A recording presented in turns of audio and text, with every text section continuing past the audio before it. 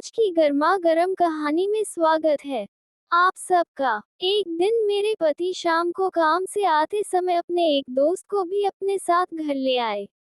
उस समय ठंड का मौसम था। उस दिन मैं खाना बना चुकी थी।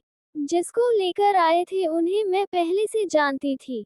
उनका नाम राकेश था। मेरा पति और राकेश दोनों हाल में आ गए और वहीं बैठ गए। मैंने दोनों के लिए चाय लेकर आई। दोनों ने चाय पिया और वो दोनों बातें करने लगे। 1 घंटे के बाद मेरा पति बोला, सोनम आज राकेश घर पर ही रुकेगा, तुम खाना लेकर आ जाओ। मैं बोली, ठीक है जी। और हाँ दोस्तों, मैं अपना नाम बताना भूल ही गई। मेरा नाम सोनम है। मैं खाना लेकर आई। फिर वो दोनों खाने लगे। मैं उन दोनों के साथ ही बैठ गई। दीपक जी कुछ कंपनी के बात करने लगे और कुछ समय बाद वह लोग खाना खा लिए। उसके बाद मेरा पति ने मुझे ड्रिंक लाने को कहा। मैं बोली ठीक है जी। और फिर दोबारा मेरा पति बोला, सोनम साथ ही ताश की गड्डी भी लाना। फिर मैं लेकर आई दोबारा। फिर से मेरा पति बोला, जाओ एक कंबल भी लेकर आओ और यहाँ नीचे बिछा दो। मैं नीचे फर्श पर कंबल फैला दी। अब उन दोनों का गेम शुरू हो गया ताश वाला। और मेरा पति जैसे जैसे नशे में होता गया तो वह दोनों कुछ भी दांव लगाने की बात करने लगे। राकेश ने धीरे से मेरी ओर इशारा करते हुए बोला। मैं भी वहीं पर थी और कुछ देर तक मैं चुप रही। फिर मैंने दीप को एक तरफ बुलाकर समझाया कि मैं यहाँ नहीं कर पाऊंगी। वह बोले, ऐसा कुछ नहीं होगा, मैं उसे जीतने ही नहीं दूंगा।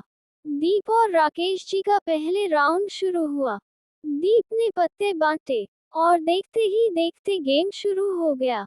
मैं उस वक्त बहुत ही घबराई हुई थी क्योंकि उस वक्त मेरी इज्जत दांव पर लगी हुई थी।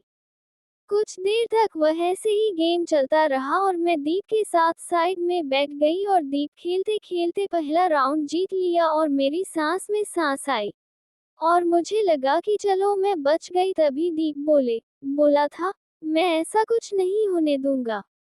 तुम्हें मुझ पर विश्वास नहीं था ना? अरे मैं इस खेल का बहुत ही पुराना प्लेयर हूँ। तभी यह बात सुनकर राकेश बोले, अच्छा दीपू ऐसी बात है तो ठीक है, चलो एक बार और फिर खेलते हैं। इस बार मैं बाइक दांव पर लगता हूँ। अगर इस बार तुम जीते तो यह बाइक भी तुम्हारी, अगर मैं जीता तो एक बार भाभी जी सिर्फ अपनी साड़ी ही नहीं बल्कि पेटीकोट, साड़ी और ब्लाउज तीनों को एक साथ ही उतारनी पड़ेगी। मैं राकेश की यह बात सुनकर बहुत ही डर गई और मैं समझ गई थी कि वह अपनी हार को जीतने के लिए गेम नहीं खेल रहे थे। मुझे साफ साफ दिखाई दे रहा था कि वह मुझे बिना पोशाक में देखना चाहते थे और वह मुझे दबाना चाहते थे और उनकी आंखों में मेरे लिए एक हवस दिखाई दे रही थी। राकेश जी कंबल पर बैठे बैठे धीरे धीरे मुस्कुरा रहे थे, लेकिन मेरे पति को दिखाई नहीं दे रहा था। उन्हें सिर्फ राकेश की बाइक दिखाई दे रही थी। फिर पति ने बोला, ठीक है राकेश, मैं राजी हूँ। मैंने दीप को रोकने की बहुत ही कोशिश की मगर दीप नहीं रुका और दोनों ने खेलना शुरू किया। मैंने उन दोनों की दूसरी ड्रिंक बना दिया। इस बार मुझे बहुत घबराहट हो रही थी कि अगर मेरे पति नहीं जीते तो मुझे सब उतारना पड़ेगा। खेल लगभग 20 मिनट तक चलता रहा और अचानक राकेश के चेहरे पर एक हल्की मुस्कान आई और उन्होंने अपने पत्ते दिखाए। उसके पति इस बार हार चुके थे और मेरा दिमाग एकदम रुक चुका था और मेरी धड़कन बहुत तेज धड़क रही थी। दीप का चेहरा भी उतार चुका था। दीप हार चुके थे और राकेश जी वह खेल जीत गए थे। मुझे अब पता चल गया था कि मुझे अपने क्लोथ उतारने पड़ेंगे। फिर राकेश ने मेरी तरफ मुस्कुराकर देखा और बोला, भाभी जी अपना काम शुरू करो। मैं अपने पति को ही देख रही थी और अपने मन में सोच रही थी कि क्या किया जाए। दीप ने धीरे से आंखों का इशारा किया कि उतार दो। मैं बहुत ही हिम्मत करके खड़ी हुई। दीप और राकेश जी मेरे सामने ही बैठे हुए थे। मैंने अपनी साड़ी का एक पल्लू बहुत ही शर्माते हुए नीचे गिरा दिया और फिर धीरे धीरे मैंने अपनी साड़ी अब मैं ब्लाउज और पेटीकोट में थी।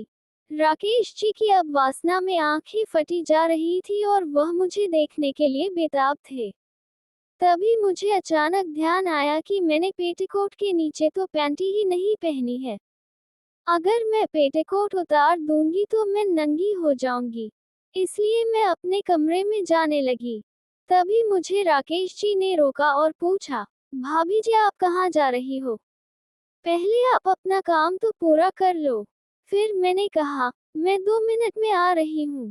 फिर से राकेश ने मुझे रोका और पूछा, क्या हुआ आप कमरे क्यों जा रही हो? मैंने धीरे से उसके कान में बोला, मैंने नीचे पैंटी नहीं पहनी है।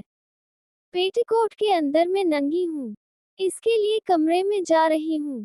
वह बोले, ठीक है आप जाओ। मैं कमरे में आ गई और मैं दोबारा से नीचे आ रही थी और मुझे बहुत ही शर्म भी आ रही थी कि मुझे मेरे पति के कारण नंगी होना पड़ेगा। वह भी राकेश के सामने। फिर मैं नीचे आ गई। दीप ने मुझे आंखों से इशारा करते हुए पूछा, पैंटी पहन ली ना? मैंने भी आंखों के इशारे से बता दी और पहले तो राकेश जी हमें ही देख रहे थे और बोले, दीपू क्या इशारेबाजी हो रही है आप दोनों में?